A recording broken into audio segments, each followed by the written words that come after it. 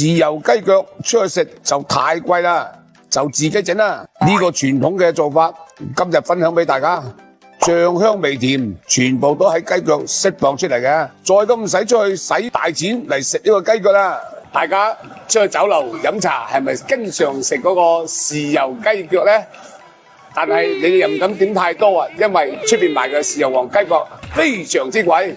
咁啊，今日阿健哥就分享一個喺屋企都可以做得到、經濟實惠、保留同本嘅味道嘅豉油皇雞腳。咁你記住點讚去收藏嗰個視頻嚇。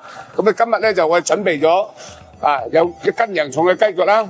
咁咧就我哋嘅豉油2把，少少老抽係要搭色嘅，水2斤。咁咧就我哋有少少冰糖啦。冰糖嗰度咧就可以根據大家想食鹹啲嘅，唔需要太多；想食口味甜少少嘅就可以落多少少。咁我哋有少少香葉啦、八角啦、少少草果，仲有辣椒菌，佢會將嗰個豉油嘅鮮味提翻上去，仲有少少嘅胡椒粒，咁啊已經可以做一個美味嘅豉油汁噶啦。而家我哋先處理一個雞腳，健哥嘅做法咧就係先將佢飛一飛水，然後再喺個鑊頭裏邊慢火去將佢浸佢10零分鐘，浸到佢6、7成嘅時候，我哋再擺落個豉油去浸，唔好千祈即刻連豉油長期嘅時間浸佢，就係會感覺鹹嘅。咁我哋嘅巧妙就係咁，將佢浸到佢6、7成熟，再用我哋嘅豉油嘅溫度將佢完全浸熟，咁個味唔會太鹹噶啦。好，而家健哥將佢飛飛水先，放翻少少白酒落去。雞腳咧唔適宜長期咁大滾嘅，所以我哋先將佢飛咗水之後，再浸佢，將啲雞腳煮翻滾佢，跟住咧就我哋熄火浸佢15分鐘，咁就已經雞腳又好到6、7成熟噶啦。咁嘅效果就啱啱好，又唔會爆，又唔會辣。而家我哋將個雞腳浸緊嘅時候裏邊，我哋趁呢個時間，我哋先將個豉油汁調一調佢先咁我哋將嗰個生抽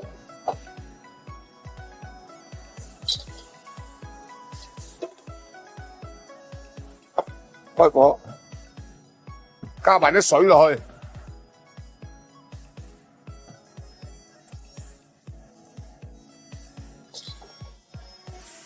加埋啲胡椒，咁咧就呢個老抽咧就會稍後先放，因為老抽咧根據我哋嘅色澤去調嘅，所以咧就建議大家唔好一次懟埋落去。雞腳唔夠顏色嘅時候，再調一調嘅豉油，咁咧就會更加好啦。或者再香少少，加薑片啦，加2條蔥落去，咁咧更加香嘅。咁啊，等陣間我哋再滾起佢之後，再落少少油落去。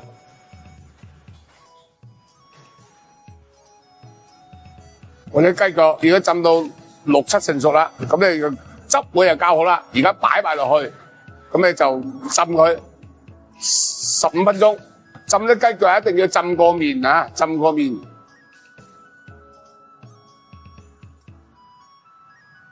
我哋等佢滾翻起身，熄咗火去浸就 OK 噶啦。因為嗰個豉油嘅溫度已經足夠噶啦。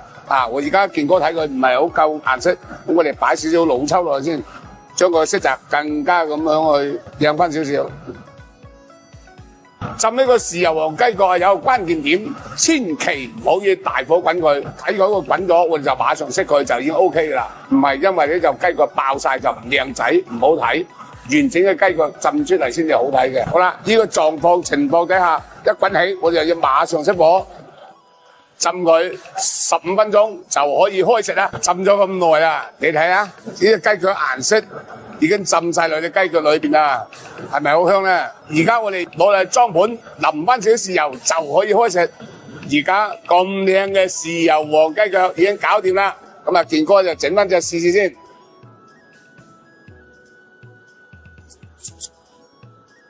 哇！嗰個腍度啱啱好，又有口感，又唔會太硬，食出酒樓嘅感覺。如果大家想食到酒樓嘅雞腳，又可以慳錢，就喺屋企整咁咧就按照健哥嘅配方，按照健哥嘅時間，我製作方法嚟做一個過年喺屋企都可以食到嘅豉油皇雞腳，唔使走出去酒樓飲茶啦。論做雞啊，邊有人一個廣東人啊？動物油配我哋嘅黑松露就係最靚嘅。今日我做一個黑松露炆雞嘅家庭版，俾大家翻屋企自己製作一下。我哋用咗香格里拉嘅新鮮黑松露，呢種黑松露咧，其實而家好簡單㗎，上網嘅可以買到啦，喺農貿市場可以買到。我哋買1、2斤放喺屋企食，做好多菜㗎。咁啊，2嚿老黃薑。湛江嘅雞，我哋用咗180日嘅雞，起晒釘，動物油配我哋嘅黑松露，一絕嚟㗎。嗱，我哋將個老黃薑咧一拍過去，再剁剁剁，佢個薑汁啊唔會咁容易流失。係咪金黃色嘅老黃薑？係咪好靚啊？而家我哋將啲雞斬好啦，薑就拍好啦。首先要將隻雞落味，喺炆嘅過程中，我哋唔需要再調味嘅。嗱，而家會落少少米酒啦，鹽一定要落夠嘅。如果你啲鹽唔夠咧，雞嘅香味帶唔出嚟嘅。少少糖。其實今次我哋炆嘅雞就好少味喎，鹽同糖就 OK 嘅啦。喺撈之前，我哋將啲老黃薑擺埋落去，生粉我哋一次過落去1大茶匙。我哋撈個雞撈到佢少少起膠嘅，咁薑味又快速咁滲入啲雞裏邊。呢個雞啊唔用老黃薑啊炆出嘅效果嘅。點解好多人問我黑松露炆雞點解我哋炆唔成功，你又炆得成功呢？選料就係關鍵。好啦，而家我燒緊隻鑊佢，落油煎一煎佢。煎呢隻雞咧，我有啲巧妙噶，我唔需要煎到兩面金黃嘅，我係炆完再煎隻雞嘅，煎到咁上下啦，我就擺水落去。呢個過程係非常之關鍵噶，我哋落咗水落去，一定要大火去扯雞去炆佢，炆到啲水基本上收汁，我哋啲黑松露碎片就擺埋落去，不斷將啲黑松露嘅味逼咗喺個雞度，你食呢嚿雞嚿嚿都咁香啦。煎到嗰啲雞有金色，啱啱收晒汁就係 OK 嘅。好，熄火，香噴噴。整得咁辛苦，梗係試一試先。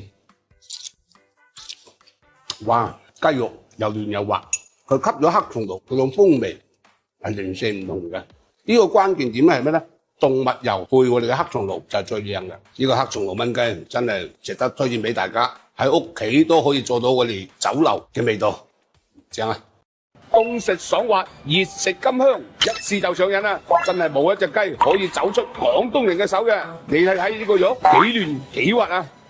大家好啊！雞咧就喺廣東咧就好多種做法，好多種食法。咁啊，之前阿健哥就分享過豉油雞啦、五椒毛肚焗雞啦、炆雞之類嘅。咁啊，今日咧就阿健哥分享我哋容記大龍店嘅一個名牌菜，用我哋現時當季嘅水果當歸去做一個隔水蒸雞。咁啊，今日健哥咧準備咗一隻靈山雞，啱啱新鮮劏好嘅。咁啊，我哋嘅水果當歸啦，一條條呢啲產品。咁啊，等間咧就我哋會切咗片佢嘅。咁咧就有我哋嘅水蒸雞配方。咁咧就我哋咧就自己調咗一個80克嘅嗰個備粉啊。咁我哋用一啲雞汁，用一啲靚嘅花生油，就蒸呢隻水蒸雞，醃一醃嘅雞嘅先。而家我哋將啲味粉搽勻隻雞。搽勻隻雞有咩好處咧？同隻雞按摩啊，做一啲試趴，等佢嘅味容易咁滲入隻雞裏邊。只要捽透佢，跟住同佢按摩，咁樣蒸出嚟嘅雞肉先至緊緻嫩滑嘅。做呢個雞啊，好講功夫噶，唔難得，一定要多啲同佢按摩，多啲捽佢，個效果先至更加好嘅。加少雞汁，再捽一捽佢，提一提鮮佢。嗱，而家就再將個油擺一擺佢，再捽一捽佢，隻雞更加香。真係少啲功夫咁得啊！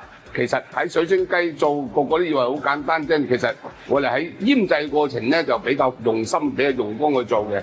好啦，而家擺一擺水果當歸就放啲入雞籠裏邊，跟住有啲就喺面頭，好再放少少油落去，按完摩隻雞擺好晒熱啦，我哋醃佢10分鐘。咁啊10分鐘之後，我哋擺落去蒸櫃裏邊蒸，蒸咗30分鐘。2 hours later. 哇！蒸咗30分鐘啊！你嘅雞幾靚，起晒菠蘿紋，黃油飆出嚟，哇！隔住屏幕都聞到我哋嘅水果當歸嘅香味。水果當歸同人參有區別，人參食落嘅味道係霸少少，但係水果當歸食落去比較清甜，食極都仲想食嘅。人參食一啖就唔想再食落去。而家攞隻雞落去斬，斬隻雞亦都有講究，唔好太細嚿，斬大嚿少少，食落先更有口感。嗱，呢個水果當歸水蒸雞搞掂啦。咁啊，而家等阿健哥試一試佢嘅雞，究竟有幾滑、幾嫩、幾香。我啊中意用手食，粗獷少少。健哥今次用手嚟食，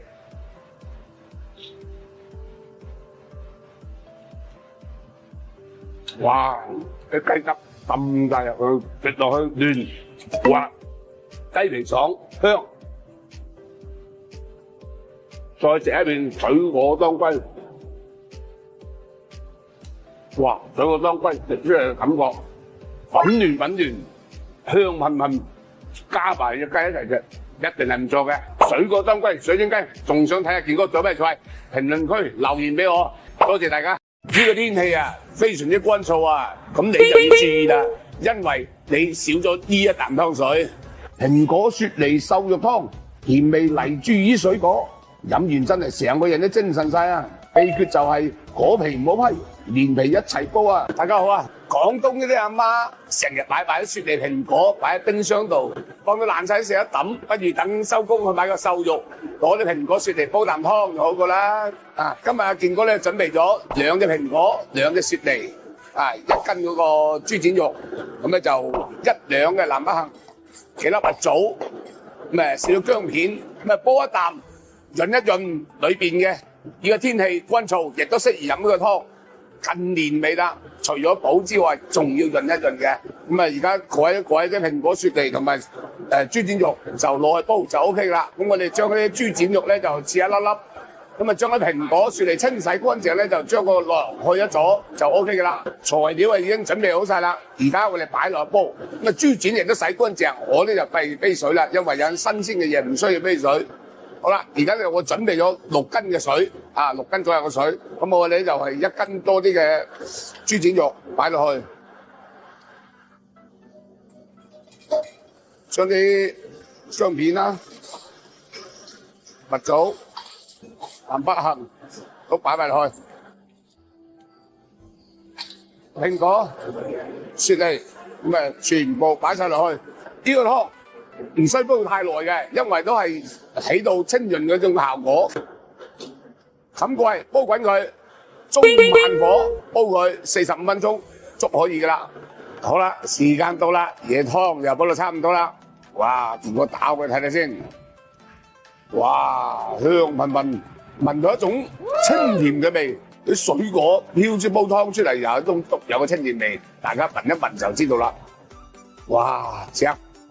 一睇到個湯，知道係非常之清甜㗎啦。好啦，常規操作，放少少鹽就可以飲得。哇，喝翻啖自己飲，試一試先。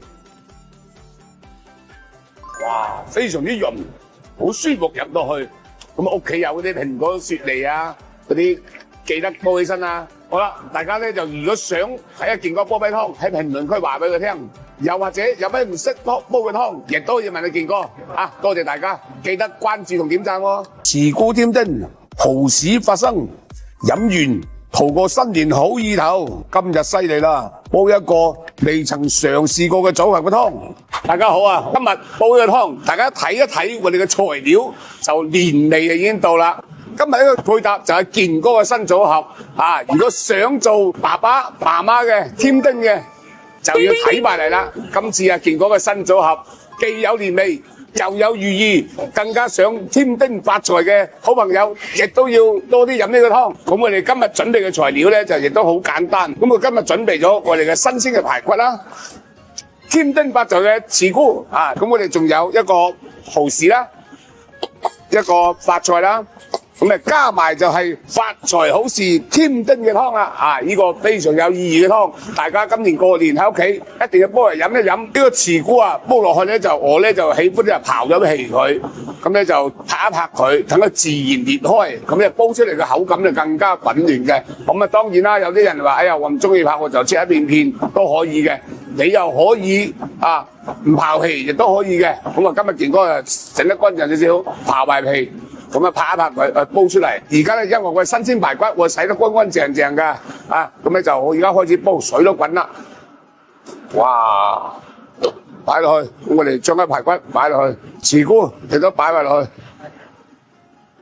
薑片擺埋落去，蠔豉亦都要擺埋落去。發菜咧就唔使咁快擺落去嘅，咁我哋煲佢半個鐘頭後先將個發菜擺埋落去，咁樣嘅湯先係更加好嘅。好啦，而家咧又吸蓋。慢火煲佢1個鐘就 OK 嘅，喺煲到半個鐘嘅時候裏邊，我哋就先擺翻發菜落去。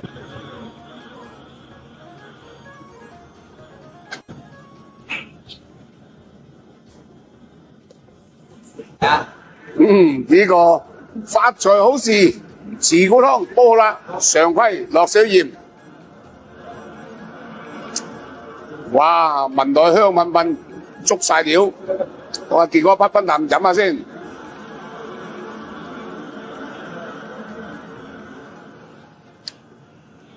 哇！呢個湯你咪話喎，飲落去真係零舍唔同喎。呢個湯亦都係真係比較清，佢有排骨嘅鮮甜，有慈菇嗰種香味，仲有我哋嘅蠔豉。